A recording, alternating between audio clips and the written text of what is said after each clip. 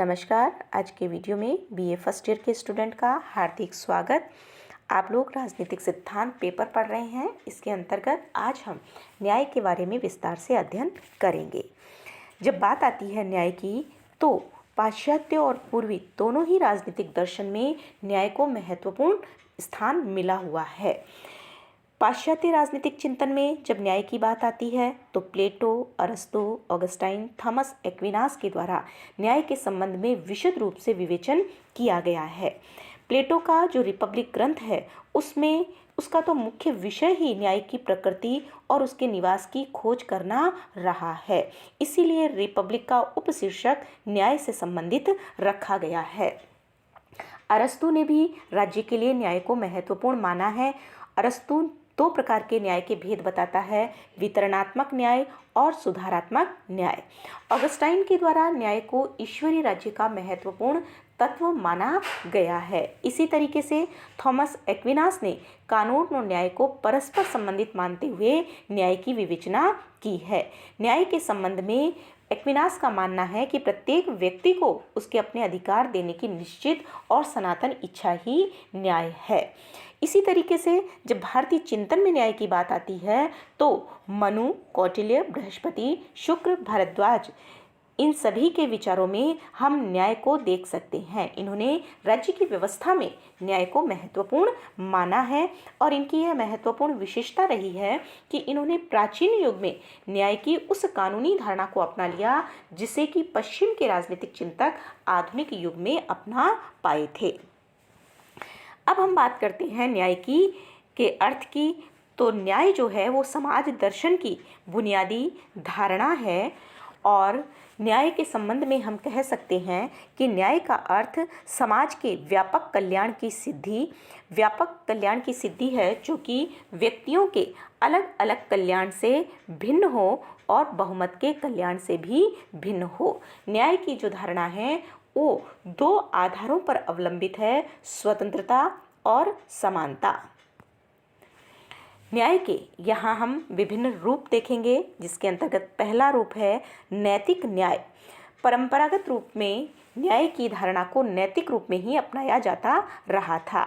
नैतिक न्याय जो है वो इस धारणा पर अवलंबित है कि विश्व में कुछ सर्वव्यापक, अपरिवर्तनीय और अंतिम प्राकृतिक नियम हैं जो कि व्यक्तियों के आपसी संबंधों को ठीक प्रकार से संचालित करने के लिए आवश्यक होते हैं।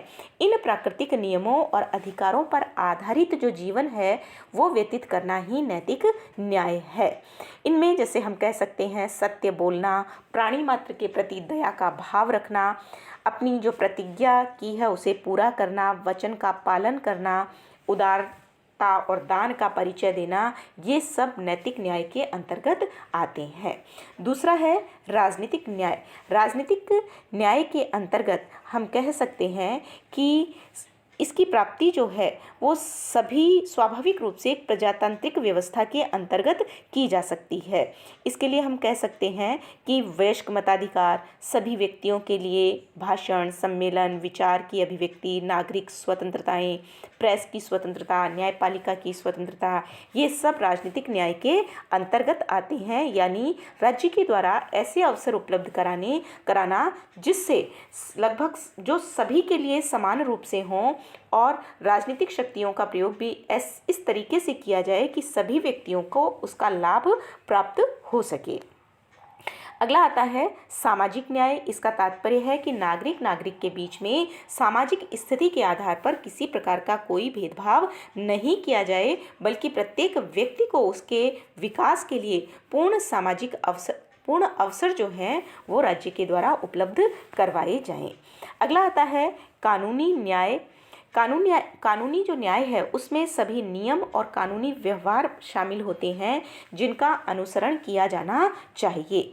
कानूनी न्याय की धारणा को दो अर्थों में प्रयुक्त किया जा सकता है कि कानूनों का निर्माण, सरकार द्वारा बनाए गए कानून जो हैं वो न्यायोचित होने चाहिए, और कानूनों को लागू करना, यानी जो कानून लागू किए जाते हैं वो न्यायोचित ढंग से लागू किए जाने चाहिए, बनाए भी न्यायोचित ढंग से जाने चाहिए और उन्हें लागू भी न्यायोचित ढंग से किया जाना चाहिए।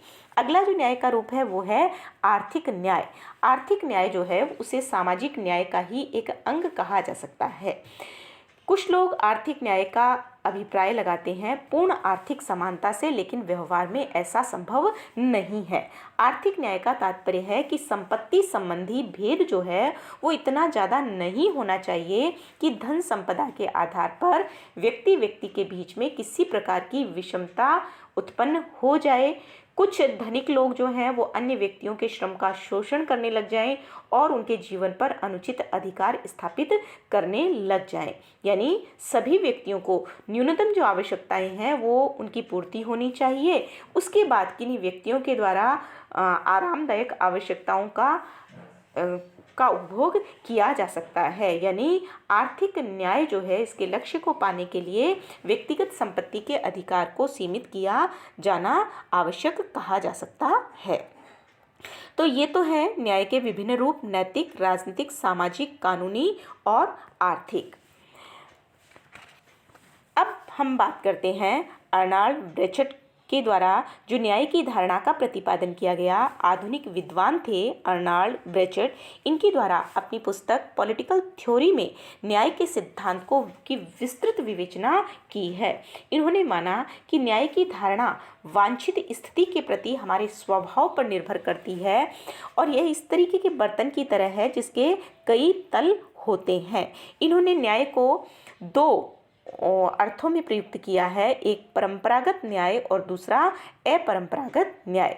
परंपरागत न्याय के अंतर्गत रीति रिवाज, प्रथाएं, परंपराएं, इन पर न्याय आधारित होना चाहिए और अपरंपरागत न्याय के अंतर्गत जब हम बात करते हैं तो निश्चित और पहले से चली आ रही परंपरागत धारणाओं से यह अलग है और इसकी आलोचना न्याय के संबंध में अपनी धारणा और विश्वास के आधार पर है। यह धारणा जो है यह अपरंपरागत जो न्याय है वो इस धारणा पर विश्वास करता है कि कौन सी उपयोगी परिस्थितियां हो सकती हैं व्यक्ति के लिए जिनकी ओर समाज को बढ़ना चाहिए ताकि न्यायपूर्ण जीवन के लक्ष्य की प्राप्ति की जा सके और प्रत्येक व्यक्ति को के लिए कौन सा उद्देश्य उपयुक्त है, इस लक्ष्य को प्राप्त करने के लिए कौन से साधन हैं, इन सब की विस्तृत विवेचना जो है वो अपरंपरागत न्याय के अंतर्गत आती है। यहाँ न्याय के संदर्भ में कुछ आधारभूत तत्वों का उल्लेख जो है वो अर्नाल्ड ब्रेचट के द्वारा अपनी पुस्तक पॉलिटिकल थ्योरी में किया गया है। उन्होंने सत्य, मूल्य, कानून के समक्ष समानता, स्वतंत्रता, प्रकृति की अनिवार्यताओं के प्रति सम्मान जो है इन सब को न्याय की प्राप्ति के लिए आवश्यक तत्व के रूप में स्वीकार किया है। कानूनी न्याय को प्राप्त करने के अगर साधनों की बात आती है तो हम कह सकते हैं कतिपय यहाँ साधनों का उल्लेख किया जा रहा है, जैसे कि नंबर 1 कार्यपालिका के दबाव से मुक्त। अगर न्याय को पूरी तरीके से निष्पक्ष अपना प्रस्तुतिकरण करना है तो उसके लिए न्यायपालिका को कार्यपालिका के दबाव से मुक्त करना पड़ेगा, तभी वह निष्पक्ष तरीके से कोई कार्य कर सकेगा। विधि की व्याख्या जो है वो ऐसे व्यक्तियों के द्वारा की जानी चाहिए जिनके विचार पर कार्यपालिका के विचार हावी नहीं होने पाए। इसके अलावा आवश्यकता पड़े तो न्यायपालिका कार्यपालिका या व्यवस्थापिका से जवाब कर सके। दूसरा है न्यायाधीशों की योग्यताएं। जब योग्यता की बात आती है तो आवश्यक है कि न्यायाधीशों का पद जो है वो केवल ऐसे व्यक्तियों को दिया जाए जो कि व्यावसायिक दृष्टि से कुशल हों और निष्पक्ष हों। न केवल वो उच्च न्यायाधीश वरन जो निचले न्यायाधीश हैं वो भी इसी तरीके से योग्य और विधि के ज्ञाता होने चाहिए। अगला है न्यायाधीशों का चुनाव नहीं बल्कि नियुक्ति। न्यायाधीशों के निर्वाचन की 3 विधियां प्रचलित हैं। एक तो जनता के द्वारा निर्वाचन, एक दूसरा व्यवस्थापिका के द्वारा निर्वाचन और तीसरा कार्यपालिका के द्वारा नियुक्ति। तो जनता के द्वारा निर्वाचन होने से और व्यवस्थापिका के द्वारा निर्वाचन होने से जो न्यायाधीश हैं वो दलबंदी के शिकार हो जाएंगे और उनके द्वारा पूरी तरीके से निष्पक्ष निर्णय नहीं लिया जा सकता। इसलिए न्यायाधीशों की जो नियुक्ति है वो कार्यपालिका के द्वारा होना ही श्रेष्ठ साधन कहा जा सकता है। अगला है पद की सुरक्षा।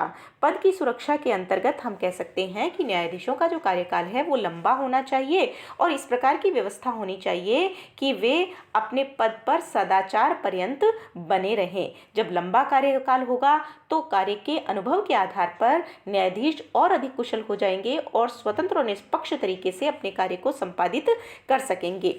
इसके साथ ही इस प्रकार की व्यवस्था होनी चाहिए कि न्यायाधीशों को पद की सुरक्षा मिले, न्यायाधीशों को कार्यपालिका अपनी इच्छा के अनुसार नहीं हटा सके, केवल अयोग्य होने पर या भ्रष्टाचार के मामलों में लिप्त होने पर ही महाभियोग के माध्यम से उन्हें पद से हटाया जाए। अगला है पर्याप्त वेतन। अगर न्यायाधीशों को वेतन जो है वो पर्याप्त मिले तो यह आशंका कम रहेगी कि न्यायाधीश भ्रष्टाचार के शिकार हो जाएंगे।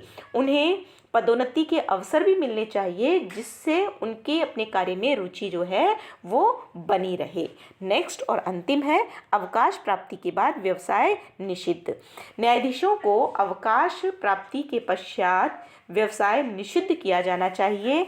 इस संबंध में इतनी व्यवस्था होनी चाहिए कि एक व्यक्ति जिन न्यायालयों में न्यायाधीश के रूप में कार्य कर चुका हो, कम से कम उन न्यायालय या उनके क्षेत्राधिकार में जो अन्य न्यायालय हैं उनमें वो वकालत का कार्य नहीं करे। इस तरीके से हम कह सकते हैं कि कानूनी न्याय को प्राप्त करने के लिए अगर उपरोक्त साधनों का इस्तेमाल किया जाता है तो कानूनी न्याय को आसानी से प्राप्त किया जा सकता है। जब हम बात करते हैं स्वतंत्रता और समानता न्याय के परस्पर संबंधों की, तो हम ये कह सकते हैं कि ये तीनों ही एक दूसरे से घनिष्ठ रूप से जुड़े हुए हैं। न्याय जो है वो स्वतंत्रता और समानता की प्राप्ति का महत्वपूर्ण साधन है। बिना न्याय के स्वतंत्रता और समानता को प्राप्त नहीं किया जा सकता। इसलिए तीनों की स्थिति जो है वो सहयोग की स्थिति है, समन्वय की स्थिति है और तीनों अगर एक साथ कार्य करते हैं तो समाज में पूर्ण शांति की स्थापना हो सकती है।